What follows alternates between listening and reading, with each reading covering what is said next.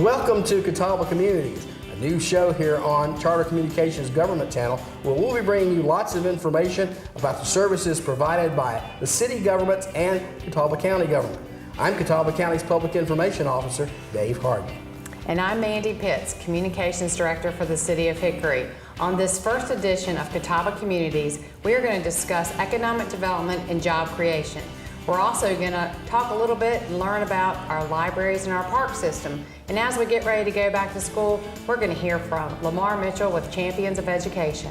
But first, after we return, I'll be talking with Scott Millar, who's the president of Catawba County's Economic Development Corporation, about the ways the EDC works with the city and county government for job creation and economic development. But first, Gary Herman from the City of Newton has some information about the CVCC Manufacturing Solutions Center.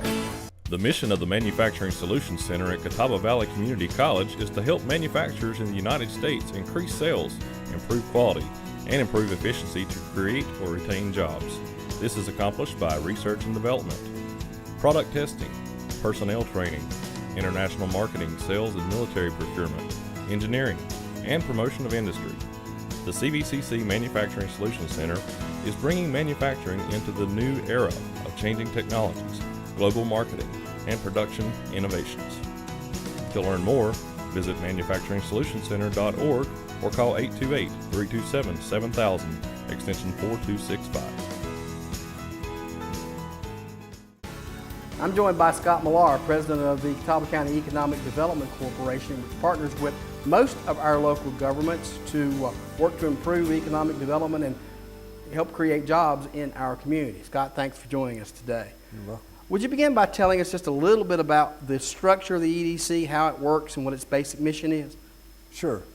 In 1978, the leadership realized that our economy needed diversification within our manufacturing sector. So the years since 1978, we've spent a lot of time in trying to make sure that the tax base is broader and job opportunities are being created. And that's the sole focus of what is now known as the Catawba County Economic Development Corporation. And you've got a number of governments in the community that are partners. Most of the governments, I understand, in Catawba County are a partner with the EDC. Is that correct?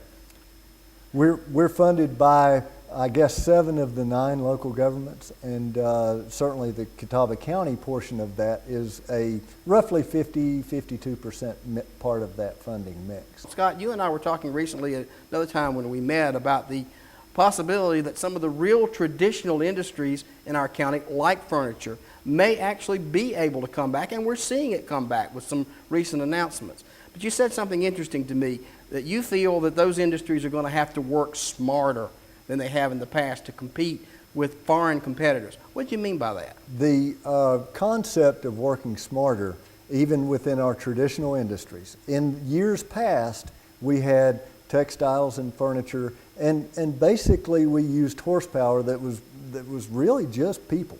You know, now, and actually that commodity production, which is really what we're talking about, that people, if you want to make something, you can make it in China or Malaysia or wherever using the people. Now, in order to compete globally, you have to use smarter techniques. Now, whether that's using computerization to streamline your production processes, whether it's using lean manufacturing techniques to have a very smart production process, all of those go into the mix. If you're not working smarter today, you're not going to compete globally. Now, the key, and we talked about the recipe earlier, the key is that the companies take advantage of a lot of these support mechanisms that have been developing here in Catawba County. Some of those support mechanisms, the Engineering Center, the Manufacturing Solutions Center at CVCC, all of these innovation partnerships and groups that have been meeting. How can you get that next idea? How can you make production smarter? How can you get your company able to compete and to continue to compete globally as a result of using some of these simplification methods? Scott Millar, President of the Economic Development Corporation, thanks very much. Appreciate your insight, appreciate your time. When we come back, Mandy Pitts will be talking with Jay Reardon, President of the Hickory Chair Company, about some of the smart manufacturing concepts Scott Millar was just talking with us about. But first, on every Catawba Community, we'll be bringing you Did You Know? It'll be an interesting fact, something you may not know about Catawba County and one of its communities. So here's the first Did You Know? Catawba County was formed in 1842 from Lincoln County. It was named for the Catawba tribe of Native Americans who once inhabited the area. At the turn of the century, gold mining was a successful industry in Catawba County. The county was part of one of the largest gold-producing areas in the entire country, until 1848 when it was overshadowed in importance by the Great Rush to California.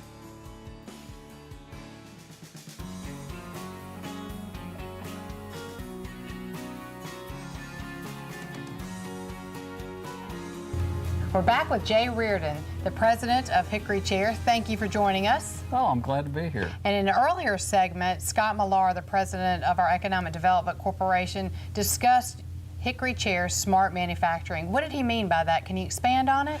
Well, twofold. One, we've embraced technology where we allow our customers to specify products. And now with 3D CAD and visualization techniques, we're able to take those imagination creations that they've had and turn them into real products.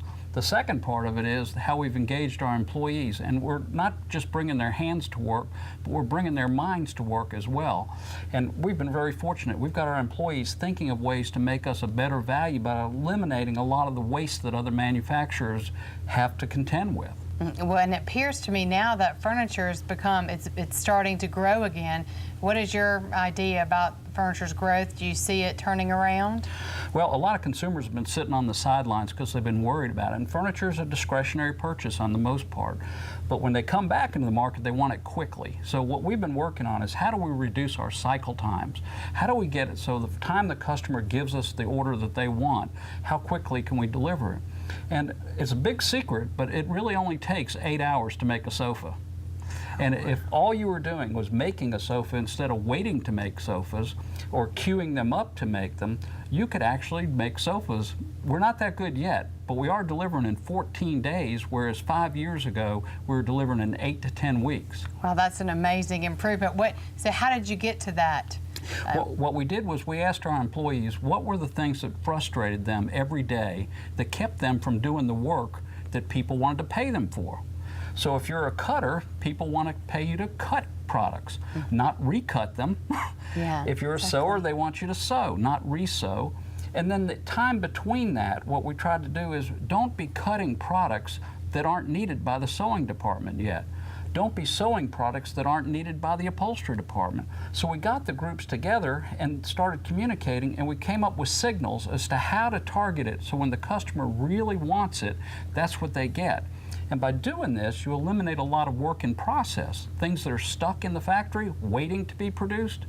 And then by having them closer together and communicating, if they have an issue with something, they can tell their supplier, in this case an upholsterer would tell the sewer, and then the sewer knows how to keep that from happening the next time. So a lot of different things happening together, and I heard you mention something about a university. So you can go to school here at Hickory Chair? It's exciting because we decided that one of the most important things when we look at a customer and a supplier, we do it internally, but then we said, wait a minute, we're leaving our own customers out of the mix. So we brought them into Hickory Chair University. We show them what we're capable of doing. We get them excited about how their creativity, if they can communicate to us, we can transform that into real furniture by the inch, whether it's by the inch case goods or whether it's custom upholstery.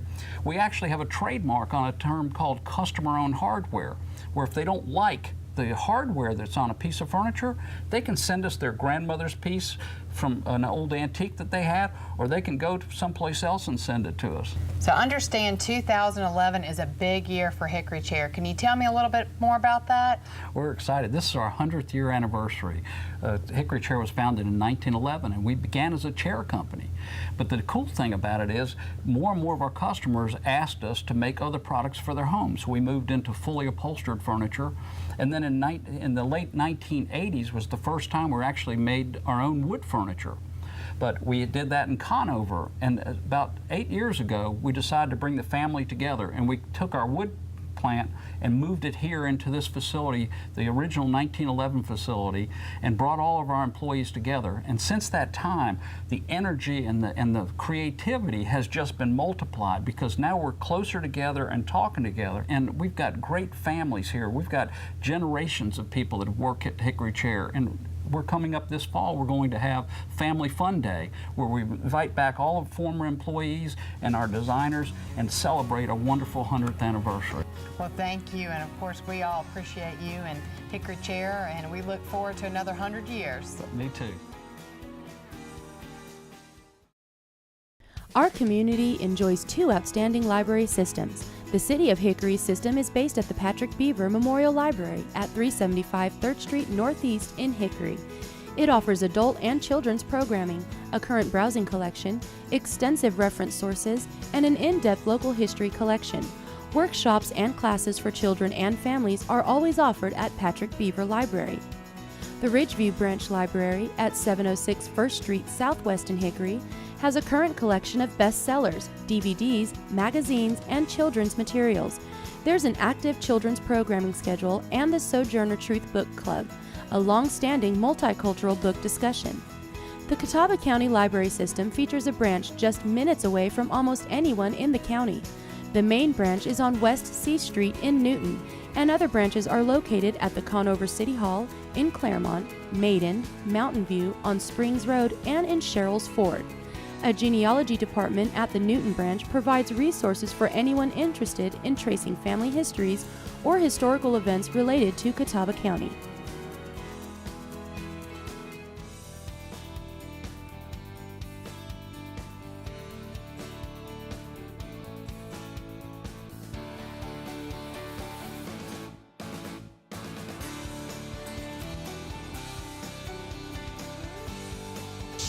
Hello, I'm Gary Herman, Public Information Officer for the City of Newton. Thank you for joining us. Today we have with us Steve Jones from the City of Hickory Parks and Recreation Department and Susan Ballback from the Catawba County Parks Division, and we're going to be speaking with them today about parks and recreation. First, we'll start with Steve, as we are live on location at Glen Hilton Park in Hickory. Steve, please tell us a little bit more about Hickory's parks and recreation opportunities. Sure. Thank you, Gary. We are here at Glen Hilton Park. Glen Hilton is one of the city's favorite parks, one of the region's most beautiful parks. Here at Glen Hilton, we've got a boardwalk, we've got greenways, we've got playgrounds. It's just one of the finest parks you'll find in the city, which the City of Hickory does have over 20 parks located throughout the city. For a city the size of Hickory, we do have a great complement of parks offering just about every recreation amenity that you would be interested in finding. We also have 6 recreation centers and 2 senior centers scattered throughout the city as well, so that no matter where you live within the City of Hickory, you're going to find a recreation opportunity nearby. Throughout the course of the year, many different athletic programs for children and adults, ranging from soccer, football, basketball, wrestling, lacrosse, so a wide variety of programs, as well as the different special events that are held in all of our recreation centers throughout the year as well. Great. Well, tell us about a few of the amenities at some of your local parks. Well, sure. As we said, here at Glen Hilton, we've got a greenway, but this is just one of our parks with a greenway. We have a greenway that connects Hickory City Park with JC Park, as well as Geithner Park. We also have playgrounds at many of our different parks located throughout the city, outdoor basketball courts, outdoor soccer fields. We have our Henry Fork Regional Recreation Park, which is where we host a soccer tournament several times throughout the year. So just a wide variety of activities that you can find. Lots of open space, lots of playgrounds, lots of opportunities for folks to come out and play. Just a lot of fun here in Hickory. Absolutely. Our parks are open 365 days of the year. We have facilities that are available for rental as well. If you're going to be having a family reunion or any other activity that you want to get folks together, you can visit the city's website, hickorygov.com, or give us a call at 322-7046, and we can give you some more information about the parks and recreation programs throughout the city. Great. Thank you so much, Steve, for informing us about the City of Hickory Parks and Recreation Department. Thank you. Okay, up next we're going to be speaking with Susan Ballbach from Catawba County Parks Division, but right now, here's a message about our local farmers markets. Fresh fruits and vegetables, fresh flowers, homemade soaps, organic meats, cheeses, and more are plentiful this time of year, and Catawba County has 2 farmers markets, Hickory and Conover, with local vendors. Hickory's downtown farmers market opened in April and closes the Saturday before Thanksgiving. It's open on Wednesdays noon to 5:30 and Saturdays 8 to 1. Located on Union Square, Hickory's farmers market is a great place to shop. Conover's farmers market also opened in April and will stay open until the end of growing season. It's located in the Conover Post Office parking lot and is open Saturdays 7:30 to noon. Support your local farmer today. Welcome back. I'm Gary Herman, Public Information Officer for the City of Newton. We're discussing the Parks and Recreation system within our county and our cities and towns. Next up, we have Susan Ballbach from Catawba County's Parks Division. Susan, it's a pleasure to have you today. Please tell us a little bit more about Catawba County's parks. Catawba County actually operates 3 parks. One of them is Riverbend Park, which is located on the northern portion of the county. It's 450 acres. Another one is Baker's Mountain Park, which is located more in the western area of the county, and that's about 200 acres. And then there's St. Stephen's, which is located next to the city of Hickory, which is about 9 acres. The county parks are passive parks, which mean they're more adept for hiking trails. There aren't any ball fields. It's hiking trails, nature walks. They have programs where they do nature walks. The rangers are very knowledgeable, and so they hold the programs, and you actually physically go out on a walk and can learn about the different trees, the different wildlife. So it's really a great family activity. We've also got 2 dog parks, one at Riverbend and one at St. Stephen's, and that's a great opportunity not only for the dogs that can be off leash and run around, but it's also great for the owners. Oh yes, parks are a great resource for our counties and our cities, and I've personally visited a couple of Catawba County's parks, and as you said, found the rangers to be very knowledgeable and friendly, and encourage everyone to come out and visit one of your parks. Riverbend is one of the ones that I'm especially fond of, and if anyone likes to geocache, that's a really good activity. As a matter of fact, Riverbend has one of 2 rangers in the entire state who is licensed to do banding for hummingbirds. Really? And watching that is it's just a great thing to see. Okay. And there's fishing at Riverbend. There's just so many opportunities. Picnicking, of course. You can rent shelters, or just picnic in an area. It's just a great family event. Well, if people would like more information about Catawba County's parks, how should they get in contact with you? Yes, if they check the website, www.catawbacountync.gov/parks, and then they can go to each individual park and find out more about it. Thank you, Susan, for being with us again today. It's been a pleasure speaking with you and learning more about the park system within Catawba County. As Public Information Officer for the City of Newton, I would like to tell the citizens and area folks about the various parks and amenities that the Newton Parks and Recreation Department offers. We do have 5 major city parks, one of which was just recently voted for the Reader's Choice Award for Favorite Park in the Observer News Enterprises recent poll, that being Southside Park.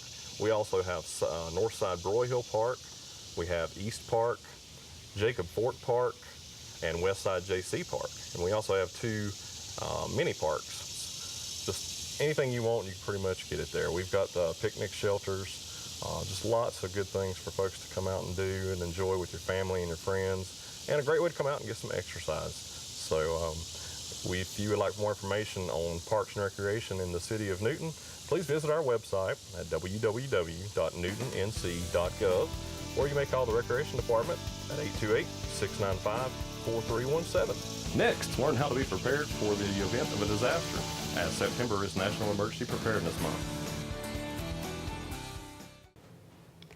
Hi, I'm Karen Yowsey from Catawba County Emergency Management. September is the 10th anniversary of the terrorist attacks on the United States.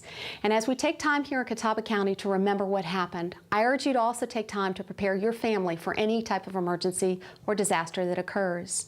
Some of the most important things that you can do to get your family ready is an emergency contact list.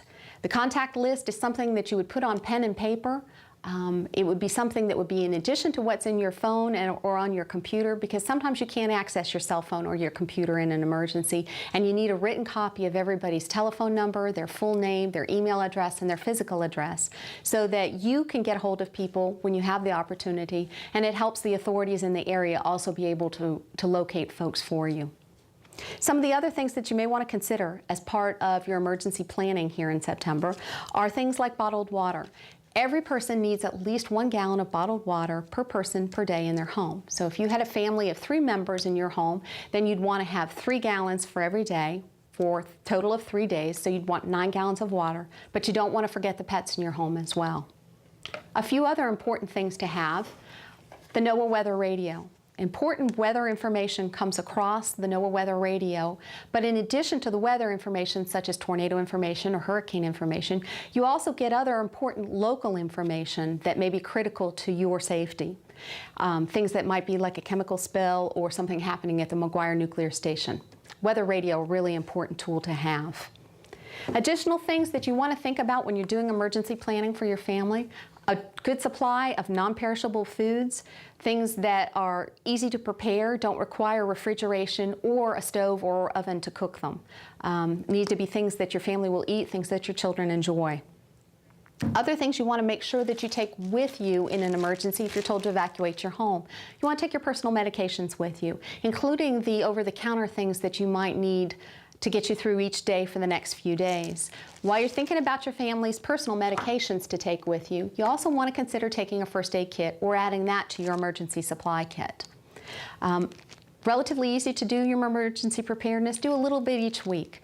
Add a gallon of water to your grocery cart once a week when you go to the grocery store. Add items one at a time as you can afford to, or as it occurs to you that you might need them in your emergency kit.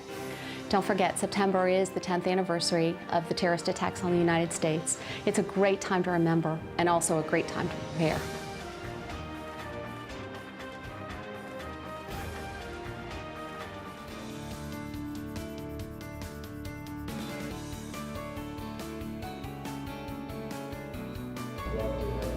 It's time to start thinking about going back to school, and I'm joined by Lamar Mitchell, Executive Director of Champions for Education. Lamar, first of all, would you tell us a little bit about what Champions for Education is, in case there's folks who don't know? Absolutely. We are a nonprofit organization that works to increase the support for schools through the business community and the community overall. So it's basically designing programs and projects that benefit the students and the schools here in Catawba County, and using the business support to make that happen. Okay, as we start this new school year, there's big changes in many ways. Of course, everybody is aware that the economic downturn continues, that the money shortfalls in government and taxation have really hit in different ways. So what would you say are some ways the community can support education right now in these difficult times? Well, it's a great question, and we happen to have some things that folks can get started on right away. As we know about the budget, it's going to require the help of the business community now more than ever. So we really want folks to get involved with schools. One of the things that's happening most immediately is we're developing a Lunch Buddy mentoring program, and we're going to be piloting this program at 3 of our middle schools here in Catawba County, and that'll be Grandview in the Hickory system, Newton Conover Middle School, and Riverbend in the Catawba County school system. We hope to get started with this program a week or so after Labor Day, but we need volunteers right now to help us get started with this, and we'll be matching those volunteers with a middle school student, and then hopefully they'll be building relationships that'll help that student succeed in school and become productive citizens here in the community.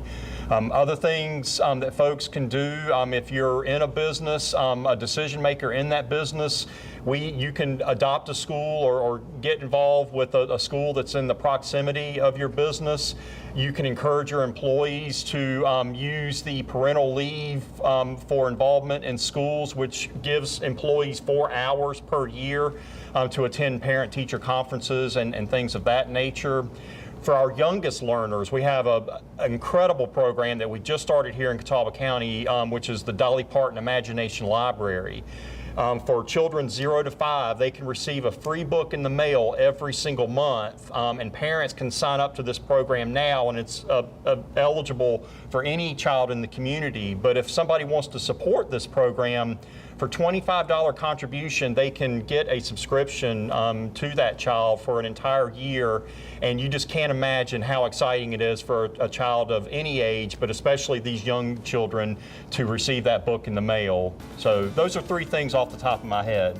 Okay, thanks a lot. We really appreciate you taking time to join us for Catawba Communities. When we come back, Mandy Pitts and I will tell you a little bit about what we'll be doing next month on Catawba Communities. But first, let's look at some new things the City of Hickory is doing for solid waste collection.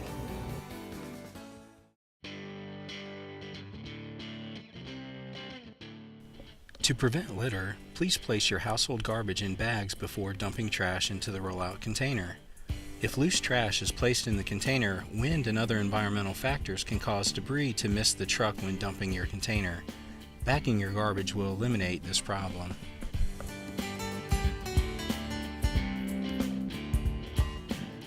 So that we may serve you better, please place your container in the proper location.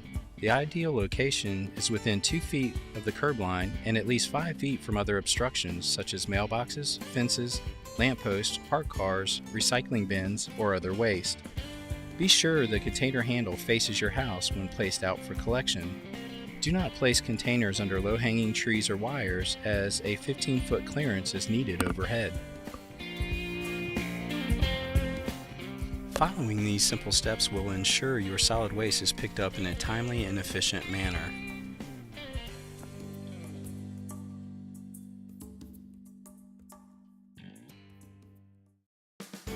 We hope you enjoyed the first edition of Catawba Communities and that you learned more about the partnerships that are enhancing economic development in our community, as well as making sure our existing business continues to thrive. And also, we hope you've learned more about our parks and our libraries and what you need to do to be prepared for any sort of a disastrous situation that may be headed our way. Our thanks to Chris Sykes and to Charter Communications for lots of help and providing the time to make Catawba Communities possible. In the next edition of Catawba Communities, we are going to bring you information about new technologies that are keeping us connected to the rest of the world, more on job creation, how the Salt Block is bringing tourists to our community, and get you ready for Oktoberfest. Thanks for watching.